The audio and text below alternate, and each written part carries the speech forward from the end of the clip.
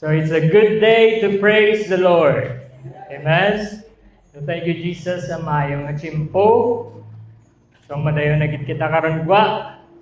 Thank you, Lord, kay wala siya gaulan, hindi man siya taman kay init sa kabay pa nga amulan ni gyapon karon magwa kita.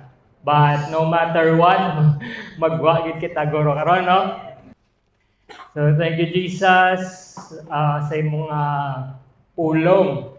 Seek and you will find. So, thank you, Lord, kay ang iban sa atin nakakita na, kay nagapangita. No? Brother Jose, we are happy for you. Kay sa tanan nga mga nakakita, kay nagapangita.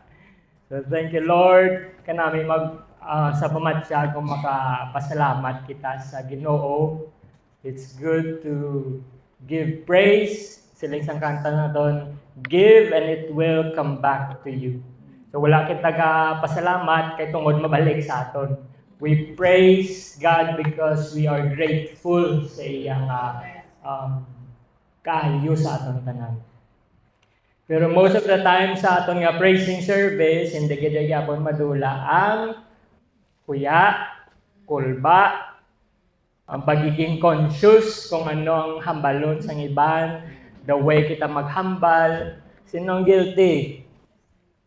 So, istoryahan na subok. So, hindi gyapon madula ang baka. Baka magkamali, baka mental block, baka mapahiya.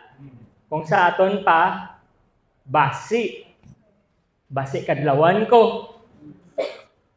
Basi hindi man importante ang akong nga ihambal. So tungod sa sini nga baka, kadamo sa mga praises o mga testimonies nga hindi mahambal. Kay nahuya, magtindog. Tapos kung matapos ang praise service, mangluya. Kay wala nakatindog. So tandaan ta si Jesus ang gina-glorify naton, hindi ang aton nga kaugalingon. No? Gina-bless kita ni Jesus kay tungod sa iya, hindi tungod maayo kita. May mga times nga gusto naton magtindog pero naunahan kita sa aton nga huya, sa aton nga kulba, isa mas dako bang aton nga fear sa aton nga pagiging grateful. Gusto? Am I right or am I right? Mayara saying, you wouldn't worry so much about what others think of you if you realize how seldom they do. Naintindihan to or wala? So, may mga times nga nag-overthink kita kung ano pinsaron sa iban, pero sa tuod lang, mayara man na sila nga ginapinsar nga ila. No, may mayara man na sila nga mga concerns. Wala kabalo sila, ginakulbaan man galit. Pero gina-overcome nila. Okay, normal lang gina makulbaan. Normal lang gina makabatsa kita sang hadlok, sang kuya. Ang problema, hindi ang fear. Ano ang problema? Kung ginaalaw naton ang ina nga fear nga mag-control sa aton. Amen? So, okay sa hindi ta maatag ang aton nga best because of fear. Wala na kita nag-improve, wala na kita nag-grow because of fear. So, ang goal nato na sa Christian, hindi na kita makulbaan. Kundi matun-an naton kung paano ini ma-manage ang aton nga fear. Okay, kung paano kita magkaangkon sang courage bisan pa may kulba kita nga nabatyagan. So mo nang gusto ko matun-an naton subong mas dako ang aton nga Dios, no? Sister Yen, kaysa sa aton nga kulba, kaysa aton nga fear. Amen. Greater is He that is in you than he that is in the world. 1 John 4:4. Kag sa Philippians 4 verse 13, I can do all things through Christ which strengtheneth me. Mahimo ng tanan nga butang paagi kay Jesus. Galing lang kay it's easier said than done. We can do all things. Kayang-kaya na. Pero kung ara na kita sa on the spot, gaka-overpower kita sa fear. So, subong adlaw mo ning aton nga padalman kung paano naton ma-overcome ang fear. Because I want to encourage everyone to be courageous. So, abrihan ta nga aton nga Bible sa 1 Samuel chapter 14 verses 1 to 16.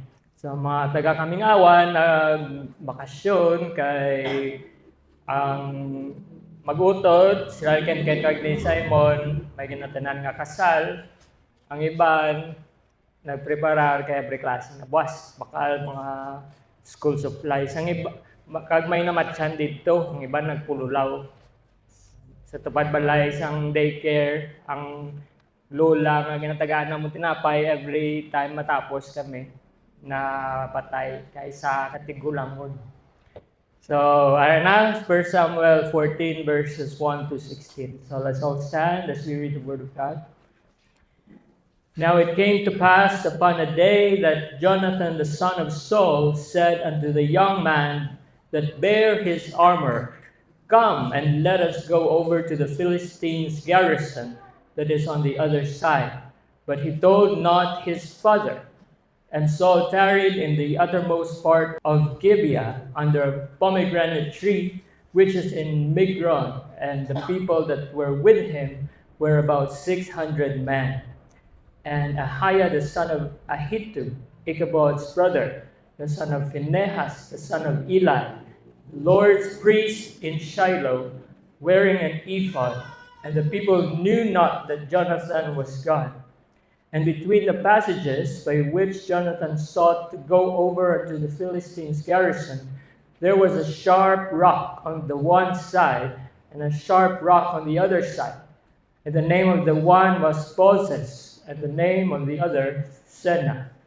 The forefront of the one was situate northward over against Michmash, and the other southward over against Gibeah.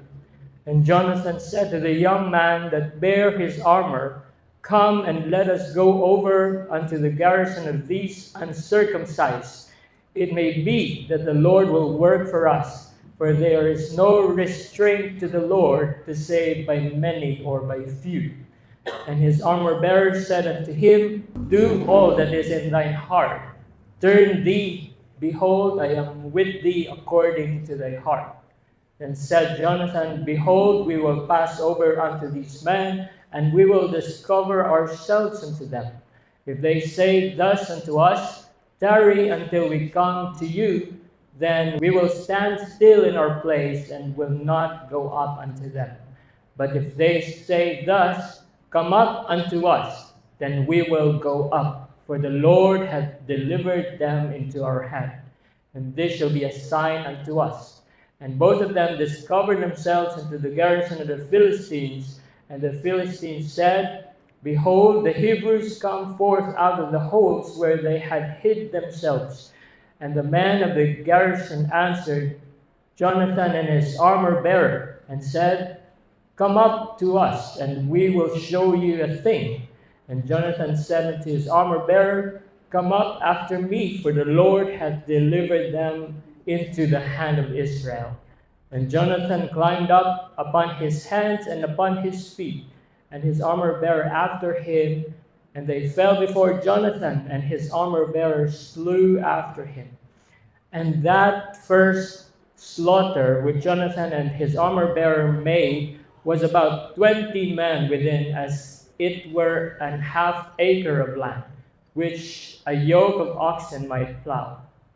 And there was trembling in the host in the field, and among all the people. The garrison and the spoilers, they also trembled, and the earth quaked. So it was a very great trembling. And the watchmen of Saul in Gibeah of Benjamin looked, and behold, the multitude melted away, and they went on beating down one another. So let's pray. Lord Jesus, thank you, Lord, sa iyong mga presence sa sumungaga and for this opportunity, Lord, makapamati kami sa iyong mga pulong. Be with us, Lord, sa subong adlaw. Bless us with your word and remind us, Lord, of how faithful you are sa amon. And be with me, Lord, as I preach your word. Anoint us, anoint every one of us, Lord. Equip us, Lord, and give us the courage, Lord, to overcome fear. And Jesus, we trust in you, nagasali kami sa imo, and we believe that there is nothing greater than you. Bless us today, Jesus, and this we pray in Jesus' name. Amen. Will you say praise the Lord? Praise the Lord. So you may take your seats. So ang aton nga message subong adlaw is rise and act. Rise and act. So may manigili kung wala relo si Sister Yen kay aga sa. Mayo goro kakson na lang ni relo nato nay. Para hindi kita malate. Para aga pa kita. Yung Filipino time. Kung kabalogan na isang oras, ang momento ang paghimos niya kung alas ano ang nakaset na time. Wala naging consider ang traffic, wala naging consider ang mga posible magbalakid, mga obstacle sa dalan, nga may matsugata kada karon kag may istorya sa imo, ubos ang time mo. Kung may makita kada nga maglingaw sa imong atensyon at di, why na? Ano brown ta? Kita ang may brown dapat, hindi ang relo. Okay? Hindi kita magsaling nga, hindi lang ako magrelo kay para wala time. Aragin ay yapon sa imo. Okay? May relo aman o kung wala. So, rise and act. Kung madumduman nato ng katawhan sang Israel, nangayo sila sang hari sa Diyos nga mag-lead sa ila. Kaya nahisa sila sa iba nilang mga neighboring mga countries, no, nga may mga hari sila ya.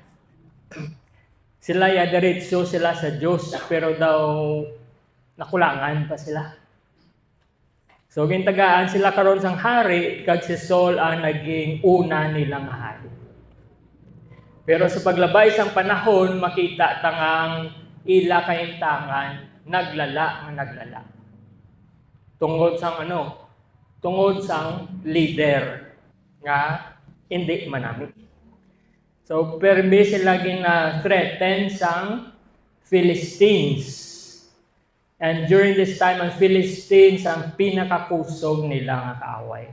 So mas damo sila, manugaway, mas powerful sila, mas bakod ang army sang Philistines. Kung i-compare sa Israel, wala gid sila sang padaog. So mga Israelites puno sang fear o konkadlo.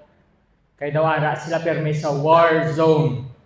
Anytime pwede sila salakayon, anytime pwede sila atakihon, anytime pwede may matabo silang malain. That's why ang iban sa ilan nagpalanago sa mga kuweba, ang iban nagkutkot sa mga buho pag dito nagpalanago, kag ang iban nagpinalagyo na langgit, nagpalayo.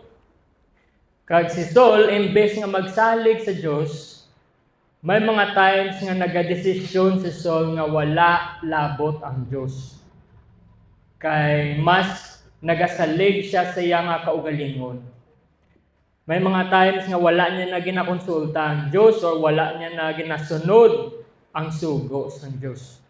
Or nagasunod man siya kuno pero hindi bugos. O kon partial ang iya obedience. So sa sini nga time ang Israel miserable, kag daw ka hopeless. Kay si Saul hindi maayo nga leader. May problema si Saul sa ginatawag nga obedience kag faithfulness sa Diyos. So muna akong leader, hindi maayo ang mga tao under sa iya, apektado. Ang bilog nga nasyon sang Israel, apektado. Amen? Speaking of leadership, ang aton nga government, kita nasubong, kita apektado kita. No? Kay tamaan na gid kalaway sa mga nagakalatabo. Ang mga evil nagapamayagpag kay good man do nothing. Siling sa Proverbs 29:2, when the righteous are in authority, the people rejoice. But when the wicked beareth rule, the people mourn. So kita nanan apektado kita sa nagakalatabo sa aton government. So kita nga mga Kristiyano, what can we do? We can pray para sa mga leaders ng aton nga nasyon. Kaya kita directly or indirectly apektado gid kita. No? So Lord, ikaw ang bahala sila. Jesus, nga ikaw magtandog sa ilang mga tagipusoon, kag ikaw magkakas ang tanan nga mga evil dira sa government. Ang imo kamatuoran kag imo nga justice mag-prevail. In Jesus' name. So, balik kita sa atong istorya. Si Saul may mga kabataan. Kag isa sa iyang mga kabataan, si Jonathan. And ironically, si Jonathan, hindi siya parehas sa iyang tatay. Maayo lang. So, hindi ta pwede marason nga kung din kita bala naghalin, nga malain na lang ko, kaya nagaling ko sa malain na pamilya. We can break that curse. Pwede kita pili sa aton nga dalanon. We can choose our own path. We can choose our own destiny. Kita yung gaubra sa aton nga future. No? Especially kung ang nakasalalay ang aton nga kaluwasan. Amen? So si Saul, nagakurog. Kag daw hindi siya kabalo kung ano himuon niya, sang hana na nga mag-atake ang mga Philistines. Sa 1 Samuel 13, verse 5, basahan tama ng chapter 13. And the Philistines gathered themselves together to fight with Israel, 30,000 chariots and 6,000 horsemen, and people as the sand which is on the seashore in multitude. And they came up and pitched in Michmash, eastward from Bethaven. Pila sila bilog? 30,000 chariots, so kung mga karwahe. 6,000 horsemen, kag multitude, nga daw mga balas kuno sa baybay sa kadamuon. So muna kadamo sang ilang kaaway, hindi maisip. So pila na 36,000 plus. Ang kay Solya pila lang 600 packs. 600 ka mga tao. So wala gid pa daog si Saul. Pila ng ratio? 1:2 takan. So verse 6, when the men of Israel saw that they were in a strait, for the people were distressed, then the people did hide themselves in caves and in thickets and in rocks and in high places and in pits. And some of the Hebrews went over Jordan to the land of Gad and Gilead. As for Saul, he was yet in Gilgal, and all the people followed him, trembling. So, iban sa ilan nagpalanaggo kag nagpinalagyo sa manugsugod ng gyera. Kag ang mga nagupod kay Saul sa Gilgal, ginpangkulbaan. Kaya nagdutay na gid sila, nagpinalagyo ng iban. So verse 8, And he tarried 7 days according to the set time that Samuel had appointed. But Samuel came not to Gilgal, and the people were scattered from him. And Saul said, Bring hither a burnt offering to me, and peace offerings. And he offered the burnt offering. So, kinkulbaan si Saul, kay kita niya nga daw gadinaptan niya ang tao. Daw matamad na ginabayaan na siya. Daw wala sila salig nga madaog pa ni kay kadutay ng git sila. Kagang mga Philistines, gapapalapit na sila. So, tatamaan ka pressure ni Saul, may ginobra siya nga hindi niya dapat obra. Ano na? Ang pag-offer sa burnt offering. So verse 10, And it came to pass that as soon as he had made an end of offering the burnt offering, behold, Samuel came, and Saul went out to meet him, that he might salute him. And Samuel said, What hast thou done? And Saul said, Because I saw that the people were scattered from me, and that thou camest not within the days appointed, and that the Philistines gathered themselves together at Michmash. Therefore said I, The Philistines will come down now upon me to Gilgal, and have not made supplication unto the Lord. I forced myself therefore, and offered a burnt offering. So hambal ni Saul, kadugay bisay mo. So amuna nga ako na lang nag-offer. Pero actually, kung lang taon mo ang ilang set nga time, nag-abot si Samuel on time, on that day. Pero, ginunahan ni Samuel kay panic mode na si Saul gali. Nag-panic mode na siya. So, siya na lang ang nag-offer sa Diyos. So, verse 13, ano ang bal ni Samuel? Thou hast done foolishly. Nag-inaano kaya noy. Ano nang ginhimo mo? Ang ginhimo mo isali ka kabuangan. Thou hast done foolishly. Thou hast not kept the commandment of the Lord thy God, which he commanded thee. For now would the Lord have established thy kingdom upon Israel forever. But now thy kingdom shall not continue. The Lord hath sought him, a man after his own heart, and the Lord hath commanded him to be captain over his people, because thou hast not kept that which the Lord commanded thee. So sala ang naging desisyon ni Saul tungod sa iya nga kahadlok. Tungod sa iya nga pagka-impatient. So, imbes nga magulat siya sa timing ng Diyos, nagmato-mato si Saul. So ano ang consequence? He lost something important.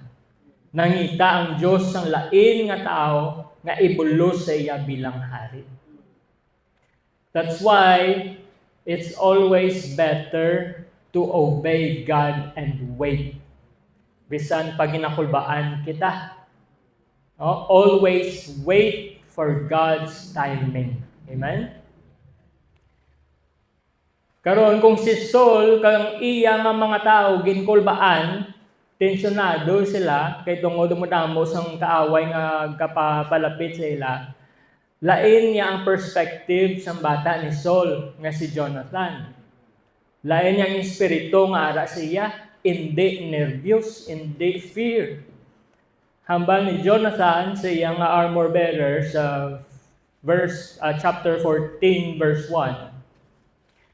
Come and let us go over to the Philistines' garrison that is on the other side.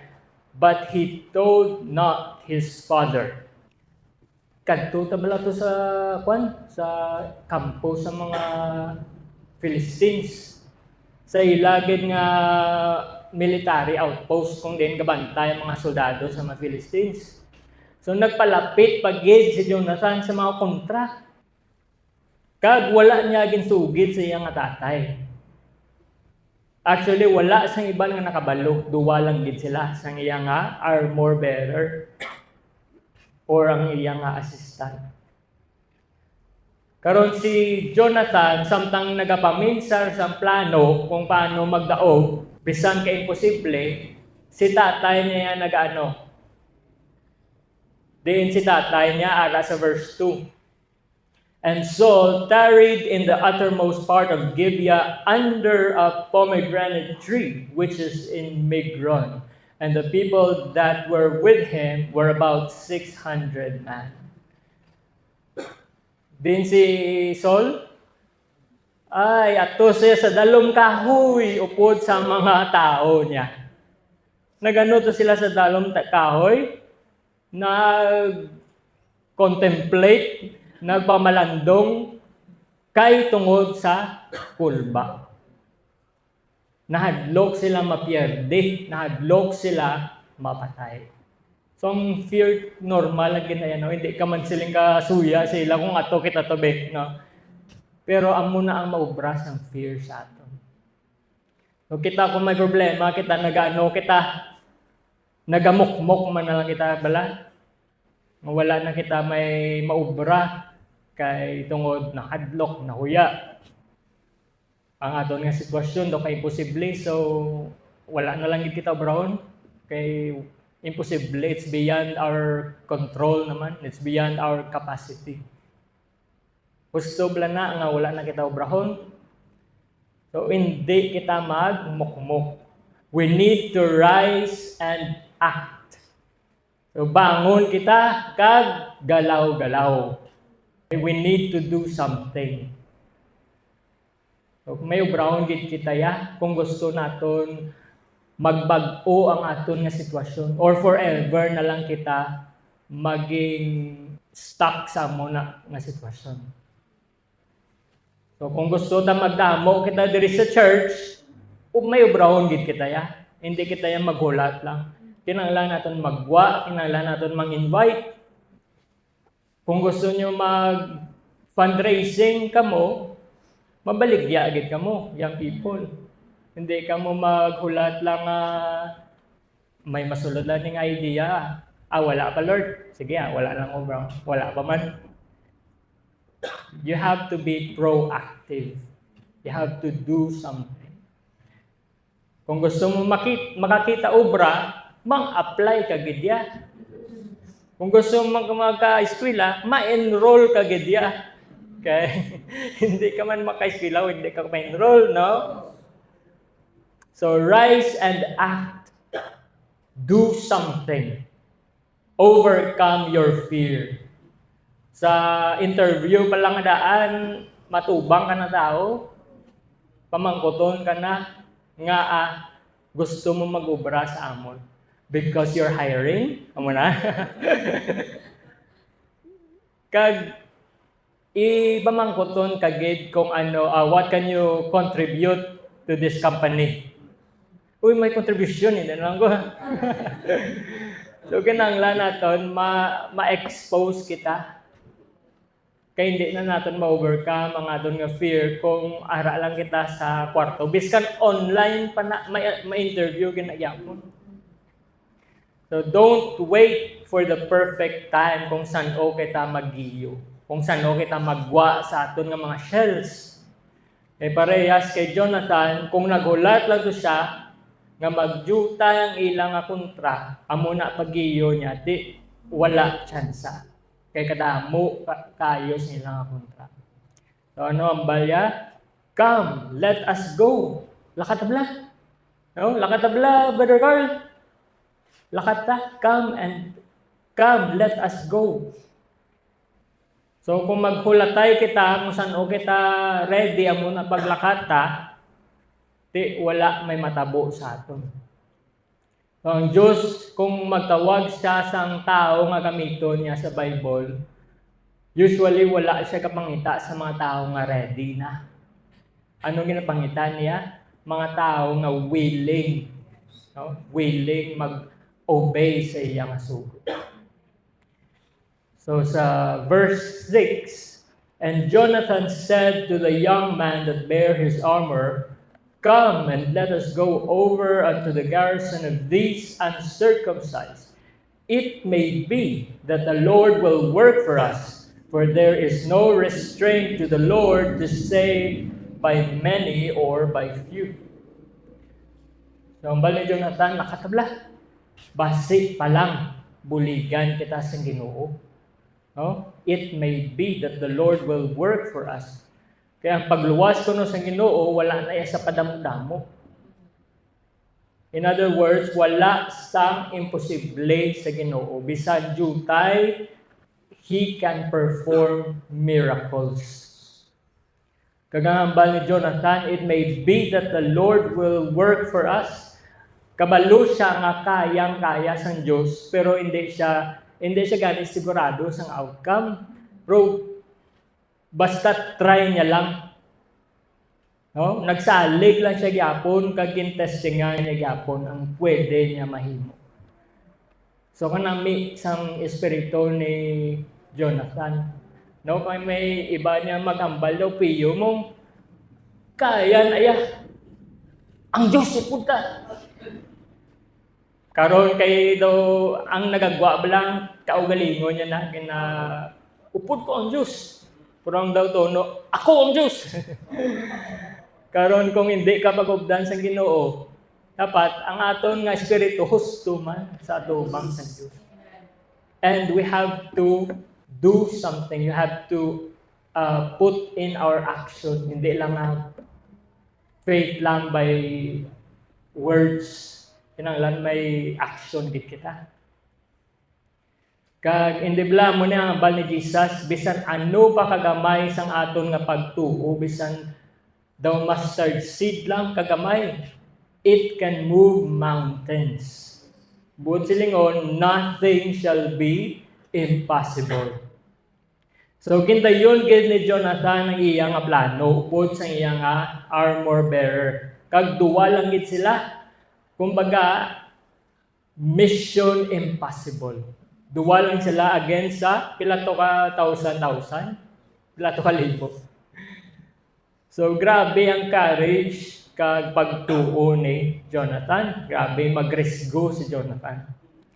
So verse 8, Then said Jonathan, Behold, we will pass over unto these men, and we will discover ourselves unto them. So, ang niya, mapakita ka sa kontra. If they say thus unto us, tarry until we come to you, then we will stand still in our place, and we will not go up unto them. Kung magsiling sila, dara lang kamo, di mapundong kita. Hindi kita mag-atake. But if they say thus, come up unto us, then we will go up, for the Lord hath delivered them into our hand. And this shall be a sign unto us. So kung maghambal sila nga kadto ka mo di, or palapit ka mo, ang muna pagatake ta. So muto ang sign nga ginipangayo nila sa Diyos. Sign nga padag-on sila sa Diyos. Kung maghambal nga kadto ka mo di. Karon sang nakita na sila sa mga Philistines sa verse 12, And the men of the garrison answered Jonathan and his armor-bearer and said, Come up to us, and we will show you a thing. So, ito nang sign nila. Nagambal ang mga soldado nga, Come up to us. Kadto kamo di kay maipakita kami sa inyo. We will show you a thing. Kung sa aton pa, kadto kamo di bala, kay makita nyo, ginapangitaan nyo. And Jonathan said unto his armor-bearer, Come up after me, for the Lord hath delivered them into the hand of Israel. So grabe ang pagtuo ni Jonathan. Wala pa nag-away, nagdaog na siya sa iyang heart. Kaya mo to ang sign nga ginpangayo niya sa Ginoo. And Jonathan climbed up upon his hands and upon his feet, and his armor-bearer after him, and they fell before Jonathan, and his armor-bearer slew after him.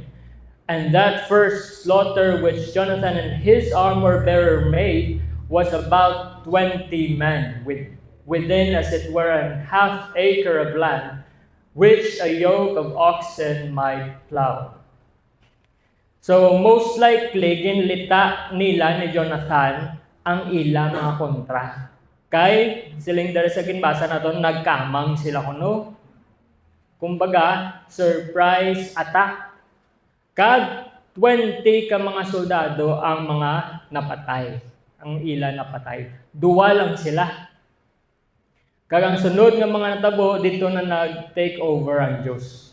Sa verse 15, and there was trembling in the host in the field and among all the people, the garrison and the spoilers. They also trembled, and the earth quaked. So it was a very great trembling. So dito na nagmilagro ang Diyos. Naglapta ang balita nga nagkalamatay ang mga nagabantay mismo sa ila garrison or military outpost. So nabalita ni karon sa bilog nga kampo sa mga Philistines. Kag nag-cause ato sang confusion sa mga kontra. Kag indugangan pang ginpauyog sang Dios ang lugar, ang ila duta. Naglinog. Kag gindakop sila karon sang kulba. Kag nagpanik sila tanan ng mga kontra. Sa 16, and the watchman of Saul in Gibeah of Benjamin looked, and behold, the multitude melted away, and they went on beating down one another. So ano natabo? Before their very eyes, ang ila mga kaaway, katam-an kadamo, natunaw. The multitude melted away. Kag sila na mismo ang nagpinatyanay. So, ang muto sa ila ka powerful, ang muto sa ila ka damo, na pierde pa sila. Tungod sang ano? Tungod sang fear. So, kita nyo maubra sang fear. Hindi lang sa aton, sa tanan, sa kontra man aton. Ang nagparalyze kay King Saul, kag sa iyang mga tao, nga nagtambay sila sa dalom sang kahoy tungod sang kulba. So amo man ni karon na nagpierde sa ilang mga kontra. Pero ano nagpadaog sa mga Israelites? Ang gamay nga pagtuo ni Jonathan. Actually siya lang gid yan naginhalinan sini nga idea. Ginupdan lang siya sa iya nga armor bearer. Ang gamay niya nga pagtuo nga basi alang magdaog man sila. So okay man gali ang basi, no? Ang baka kung sulion nato ng paggamit. Kung gamiton siya in a positive way. No, nga imbes na pinsar kita nga basi ano matabo sa akon, basi magsala ako, basi hindi man. No? Basi mag-fail ko, basi hindi man. So, we have to be positive. Kay upod nato ng Diyos. Amen? So, bisan ano pa kay imposible sang aton nga sitwasyon, bisan ano pa kadako sang aton nga problema, siling sang scripture nga ginbasa ta, for there is no restraint to the Lord. So, hindi tayo malimitahan ang Diyos. So, hindi kita mag-focus sa fear. Focus kita sa kung ano ang pwede mahimo sa Diyos pagi sa aton. Kaya bisan ano pa kagamay sa aton nga maubra, kung updanin na sa Diyos, kag i-magnify niya, just imagine the possibility. No? Kung ano ang pwede naton mahimo, kung ano ang pwede matabo, kung updan kita sa Diyos. Kung updan sa Diyos ang aton nga effort, kung updan sa Diyos ang aton nga initiative, kung updan niya ang aton nga faithfulness. So, fear not. Hindi, no fear. Kaya no fear, iyan ay asang kalibutan. So, makabatsyagid kita gyapon kulba, kag okay lang na. Si Jonathan to, probably nakabatsyag man to siya sa kulba. So, normal ang makulbaan. Pero kinanglan ta ni overcome, kinanglan ta ni i-manage ang aton nga kulba kay may ara kita sa Dios. So 2 Timothy 1:7, for God hath not given us the spirit of fear, but of power and of love and of a sound mind. So ang fear or ang kulba nga nagaparalyze sa aton o nagapugong sa aton sa pag-ubra sang will sang Dios, hindi na siya halin sa Dios. So di na siya karon halin sa kaaway. So hindi ta pag-i-allow nga overcome kita sang fear, kitang mag-overcome sang fear. Ano yang halin sa Dios nga ginhatag niya sa aton? Power, abilidad kag kusog nga magamit naton sa pag-alagad sa iya. Hindi hesitation, hindi pangduwa-duwa, hindi lack of confidence. Love, gugma, para magserbisyo sa tao, magserbisyo sa Diyos.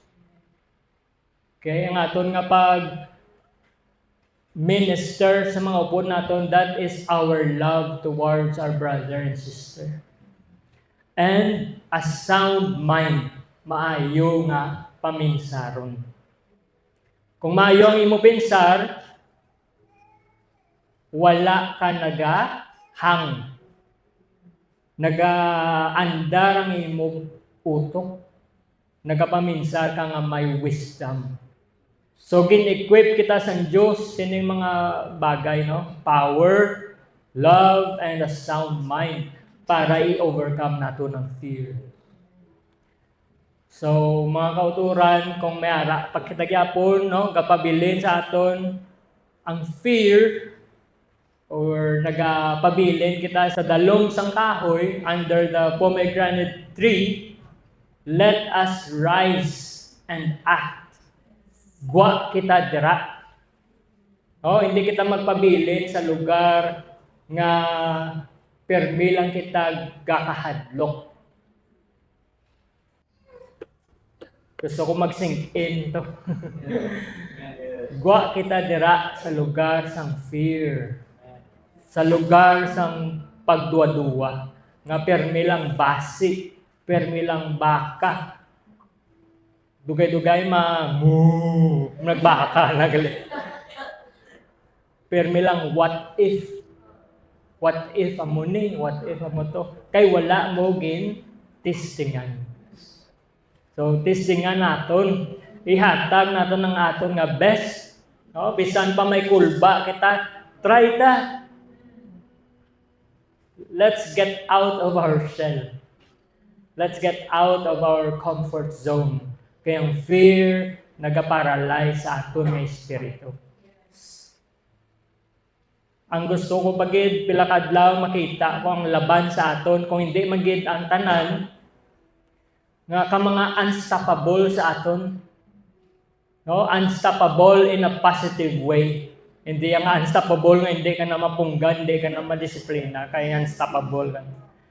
So dapat unstoppable kita, nang naga-excel kamo da kung diin kamo, kung sa eskwelahan, sa inyo obrahan, tungod na overcome ninyo ang fear. Confident kamo sa inyo kaugalingon, kag confident kamo kay kabalo kamo nga upod nyo ang Dios. Amen. So suguran ta, maging confident kita, hindi lang sa kaugalingon ta. Let's remember nga upod naton si Jesus. May Holy Ghost kita. No? Kag suguran naton, hindi kita maghulat sa perfect nga time kung saan kita maghatag sa aton nga best. Kung saan kita ready. Kay kung saan kita hindi ready, ang muna nga niyang gusto nga time to rise and act. Amen? So let's all rise and let's give our best sa pagdayaw kay Jesus. Kabay pang may nakuha mo sa siningaga. So let's worship Jesus. God bless everyone. Thank you, Lord.